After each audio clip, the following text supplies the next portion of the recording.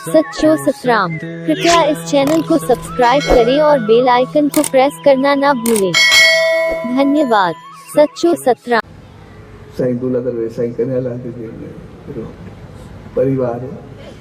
आम तो घर में थी ॿ भाव हुया पाण में। हिकिड़ो भाउ उहो ॾाढो होशियारु हो, ॾाढो कमाईंदो, ऐं ॿियो भाउ उहो बिल्कुलु नशाई हीरोइन हुयो। तो जेको हीरोइन हुयो उहो पीए हीरोइन अञा ताईं उहो ई आहे, फ़र्क़ु हुन में हाणे बि कोन्हे आयो। हाणे उहो भाउ हीरोइन हुई आहे, उहो ॾाढो होशियारु आहे। पर पोइ जॾहिं वो हीरोइन जा ॿार जेके हुया, छोकिरियूं हुआसि छोकिरा हुआसि, पाण में ॻाल्हि रहिया अलॻि रहियासीं। सिधी सी ॻाल्हि आहे, घर में फ़र्क़ु ईंदो ई सही। पोइ जॾहिं हुनजी चङे जी जेका घरवारी हुई उन को बर्दाश्त न थींदो। कमाए मुंहिंजो मुड़ुसु खाए, उहो खाधी करे हे वेंदा नी, कुझु बि थींदो आहे त हुनखे सदाईं अंदरि में साड़ हूंदो। पोइ जीअं हुनखे थिए तो कुदरती वो साईं ॾे आई। चइसई हाणे जेके मुंहिंजे ॾेर जा ॿार आहिनि उहे सभु जेके आहिनि छोकिरियूं त सभु खाईंदा आहिनि, हुनजो ख़्यालु कंदो आहे, कुझु बि कंदो आहे, त मां बर्दाश्त न आहे थींदो।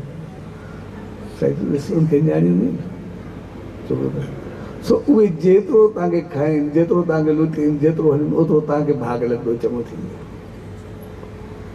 ऐं हक़ीक़त में उन छोकिरी बि जेका हुनजी घरवारी हुई उनखे ओतिरो संभाले करे रखे, जेतिरो उहे ग़लति हलनि, कुझु करनि, या ॿार कुझु बि करनि, हे चवनि त खाओ। ऐं जीअं जीअं उन ख़ुशी सां उनखे छोकिरियुनि जो ख़्यालु कंदी वई, तीअं तीअं उनजो भाग खुलंदो वियो। ऐं जेतिरो भाग खुलियो, ईअं ॾिसंदे ॾिसंदे उहो किरोड़नि सां खेॾणु लॻा, किरोड़नि सां वधणु लॻा।